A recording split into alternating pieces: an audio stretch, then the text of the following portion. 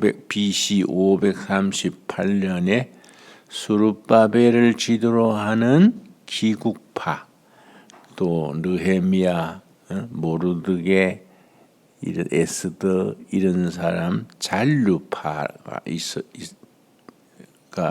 두 팀이 있었습니다.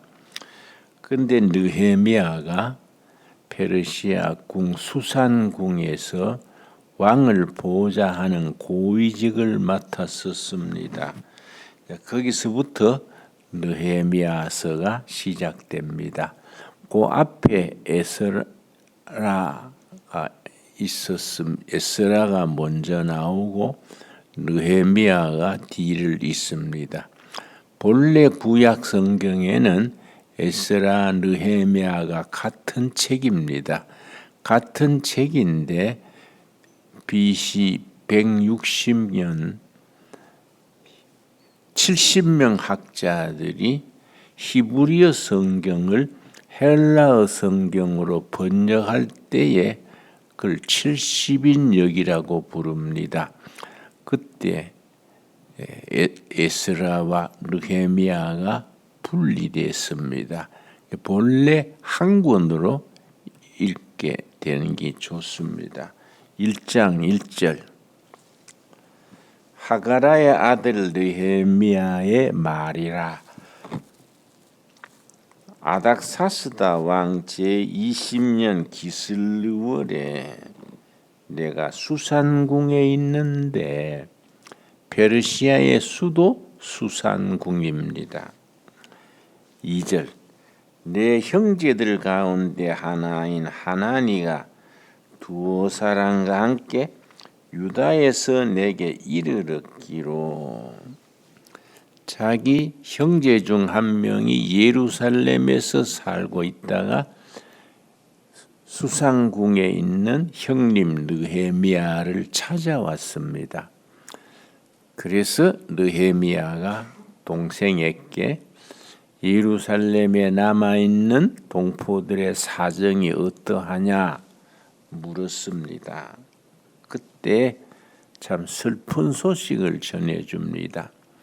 스룹바벨이 538년 기국해서 성전을 건축 역사가 시작했는데, 토착민들의 반대, 방해, 공작으로 성전 건축이 중단돼 있었습니다.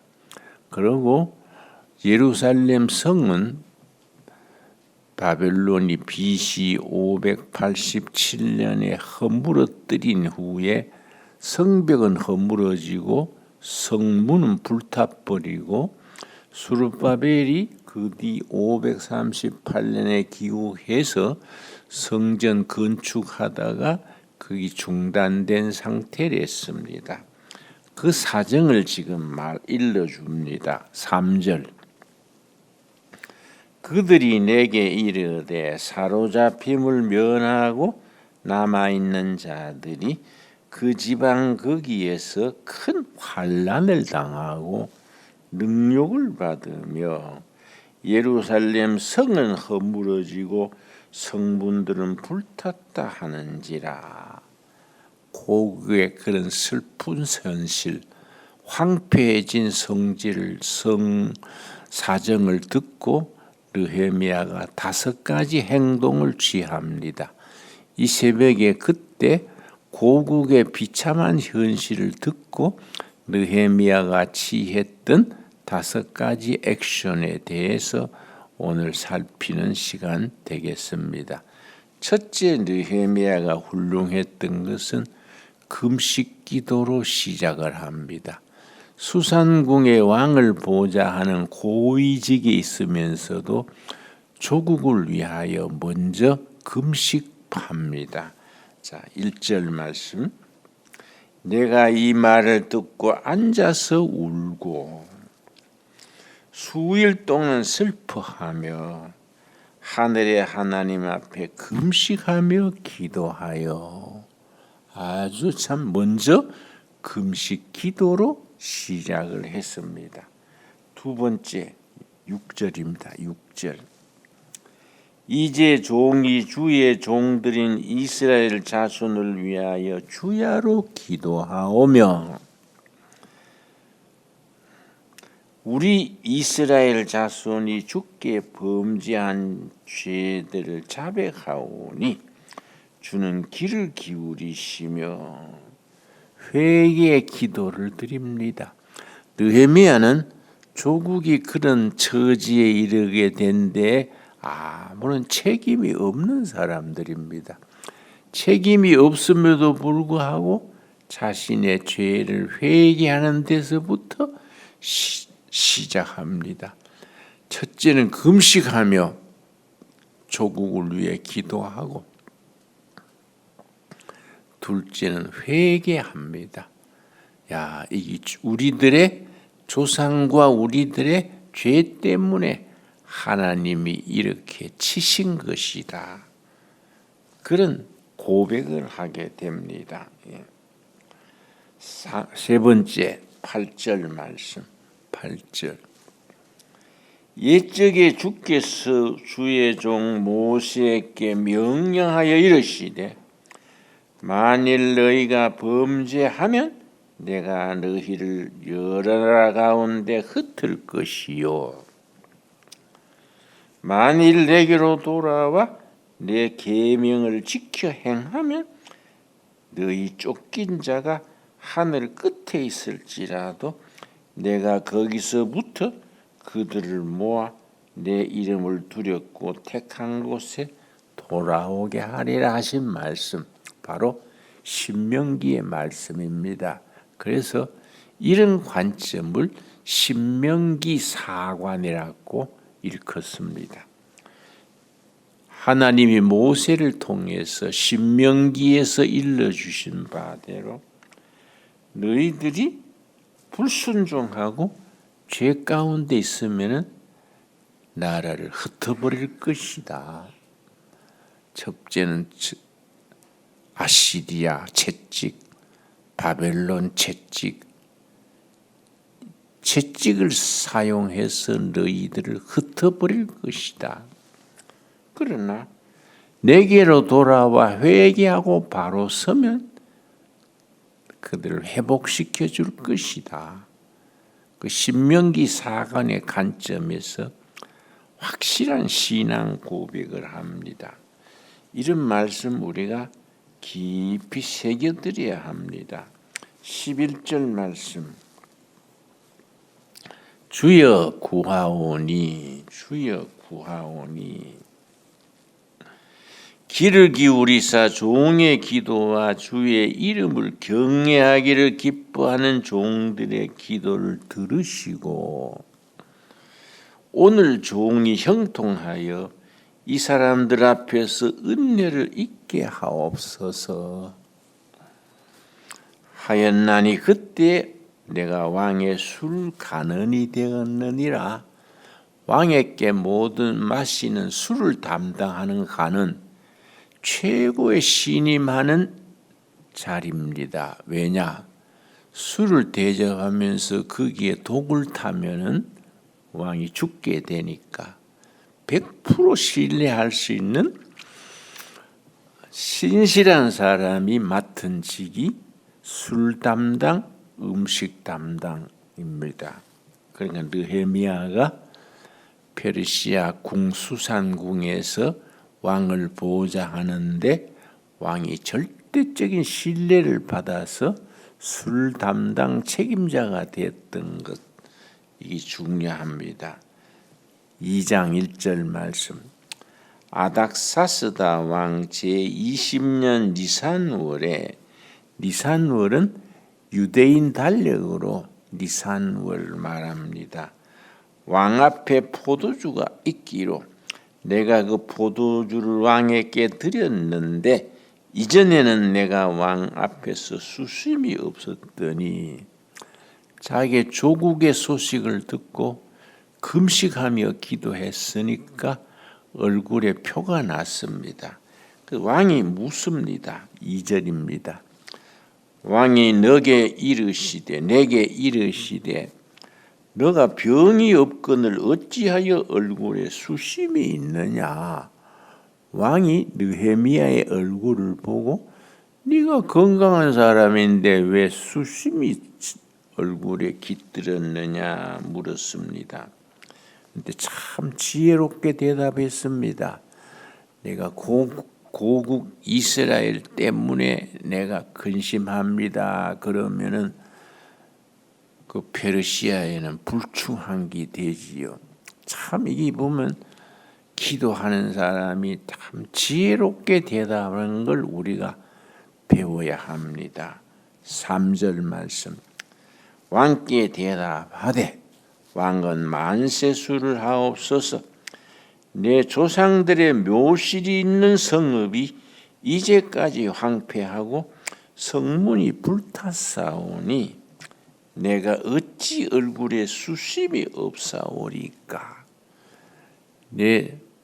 내가 조국 때문에 이런 근심에 빠져 있다 그 말 하지 않고 내 고향 조상들의 묘실, 조상들의 묘가 말하자면 우리식으로 말하면 벌채도 안 되고 방치돼 있고, 그러니 내가 자손으로서 근심하지 않을 수 없습니다.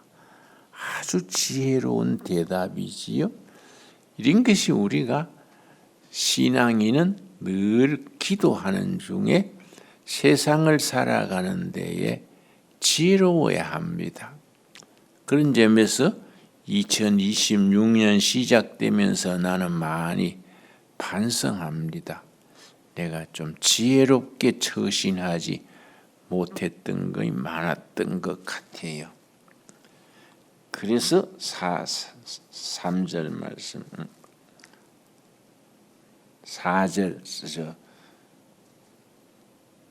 4절 말씀. 왕이 내게 이르시되 그러면 너가 무엇을 원하느냐 하시기로 내가 곧 하늘의 하나님께 묵도하고 고국의 조상들의 묘가 황폐해 있다 그러니까 그 왕의 마음이 움직여졌습니다. 그래서 그러면 내가 뭘 도와줄까? 벌써 마음이 열린 거지요. 근데 그때 그냥 선뜻 말 안 하고 먼저 마음속으로 기도했습니다. 왕 앞에서 중얼중얼 기도하면 안 되지요. 마음속으로 묵도하고. 그래서 느헤미야가 허물어진 예루살렘 성을 총독 자격으로 파견돼 가가지고 재건하는데 기도로 시작합니다. 기도로 진행하고 느헤미야서 마지막 장에 가서 기도로 마무리합니다. 기도의 사람입니다. 앞에 말한 스룹바벨은 가서 예루살렘 성전을 건축하는 일에 헌신했고, 느헤미야는 제2진으로 가가지고 예루살렘 성이 허물어진 것을 성을 복원하는 일에 헌신하게 됩니다. 그래서 묵도 기도한 뒤에 뭐라고 대답하느냐. 5절 말씀. 이런 느헤미야서 2장 5절을 읽으면서 우리가 이런 지혜를 배워야 됩니다. 그리고 신중한 조심성, 이런 걸 우리가 배워야 합니다. 5절. 왕에게 아뢰되 왕이 만일 좋게 여기시고 종이 왕의 목전에서 은혜를 얻어 사오면, 지혜로운 대답이지요. 왕이 자발적으로 도와주는 것처럼 그렇게 이끌어 갑니다. 나를 유다 땅 나의 조상들의 묘실이 있는 성읍에 보내어 그 성을 건축하게 하옵소서. 허물어진 예루살렘 성을 재건하게 해 주십시오. 그래 대답하지 않습니다. 그거는 잘못하면은 페르시아에 대한 역심이 될 수 있지요. 조상들의 허물어진 묘실을 재건하도록 묘실이 있는 성을 증축해서 조상들의 묘를 단장하도록 허락해 주십시오. 상당히 그 뉘앙스가 다르지요. 이런 것이 참 느헤미야의 지혜로운 처신입니다. 그 말을 듣고 왕이 감동을 해가지고 느헤미야 총를 예루살렘 총독으로 파견을 해줍니다. 일정 기간 가서 너희 조상들의 묘실이 있는 그 성을 건축하고 돌아와라. 총독의 직을 받아가가지고 합법적으로 순리로 그 일을 감당하게 했습니다. 그래서 7절, 6절 말씀. 그때 왕후도 왕 곁에 앉아 있었더라. 아닥사스다 왕뿐 아니라 왕후도 같이 듣고 참 효자로다. 그렇게 참 조상들을 챙기는 것이 본이 된다. 감동을 시켰습니다. 왕이 내게 이르시되 너가 몇 날에 다녀올 길이며 어느 때에 돌아오겠느냐 하고 왕이 나를 보내기를 좋게 여기시기로 내가 기한을 정하고 7절 내가 또 왕에게 이르 아뢰되 왕이 만일 좋게 여기시거든 강서쪽 총독들에게 내리시는 조서를 내게 주사 그들이 나를 용납하여 유다에 들어가기까지 통과하게 하시고. 그러니까 페르시아 수산궁에서 이스라엘 땅까지 가는데 페르시아에 여러 식민지들이 있습니다. 식민지들이 다 제각기 자치권을 가지고 통치하고 있는데 예루살렘으로 총독으로 간다 그러면은 시기하고 분쟁이 일어나서 허락하지 않게 되기 쉽습니다. 말이 난 김에 그 통과권, 각 소국들을 통과할 수 있는 통과 사증, 비자지요. 비자를 허락해 주십시오. 그런 걸 다 챙기는 겁니다. 통과하게 하시고. 그러고 나는 8절 읽으면서 감동합니다. 그때 그냥 알아서 하겠습니다 아니고 예루살렘 성을 건축하려면 자재가 필요합니다. 석재도 필요하고 나무도 필요하고 필요한 것들을 아예 그 자리에서 왕에게 허락을 받습니다. 이 8절입니다. 또 왕의 살림 감독 아삽에게 조서를 내리사 그가 성전에 속한 영문의 문과 성곽과 내가 들어갈 집을 위하여 들보를 쓸 제목을 내게 주게 하옵소서. 우리를 말하면 산림청 장관에게 조서를 내리셔서 내가 거할 집을 짓고 조상들의 묘실의 터를 다지고 성을 증축할 자재, 석재, 목재를 허락해 주십시오. 허락만 해주시면 내가 산림청장에게 그 허가증을 가지고 확보하도록 하겠습니다. 참 지혜롭지요. 탄탄하게 모든 것을 그때 다 확보를 합니다. 제목을 내게 주게 하옵소서 하매 내 하나님의 선한 손이 나를 도우심으로 왕이 허락하고. 아닥사스다 왕이 허락했는데 느헤미야의 신앙은 여호와 하나님이 그를 허락하도록 했다. 하나님 중심의 신앙이지요. 그래서 총독으로 파견 가게 됩니다. 9절입니다. 9절. 군대 장관과 마병을 보내어 나와 함께 하게 하시기로 내가 강서쪽에 있는 총독들에게 이르러 왕의 조서를 전하였더니 그 강은 페르시아에서 예루살렘에 가는 중간에 있는 우리 강을 말합니다.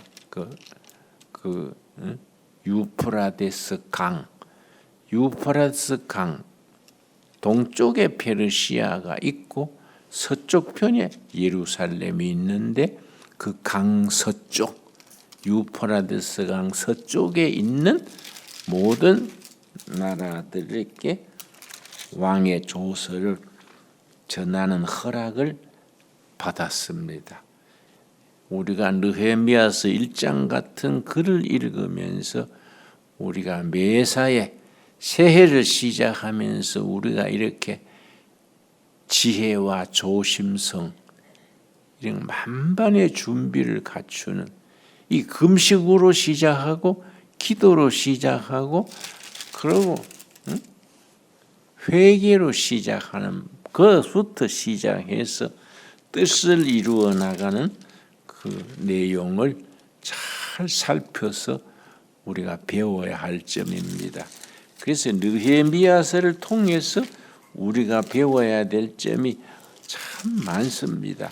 느헤미야서는 우리에게 세상 살아가는 데에 지혜를 일러줍니다. 느헤미야서는 13장으로 되어 있고 첫째는 에스라가 나오고 느헤미야서 13장이 나오고 그 다음에 에스더서가 나옵니다. 에스더서가 끝난 뒤에 욥기가 나오고 시편이 나옵니다. 이 말씀을 통해서 우리가 하나님의 지혜, 금식하며 기도하는 그 신앙을 본받을 수 있기 바랍니다. 기도하겠습니다. 하나님 감사합니다. 때를 따라 도우시는 아버지 은혜로 이 새벽에도 주님 전에 나와서 예배드리며 충실한 일꾼 느헤미야의 말씀을 읽었습니다. 조국이 처한 슬픈 현실을 듣고 금식하며 기도하며 회개함으로 시작을 했습니다. 그의 지혜와 그의 총명과 그의 기도를 우리가 배울 수 있게 하옵소서. 예수님 이름 받들어 기도드렸사옵나이다.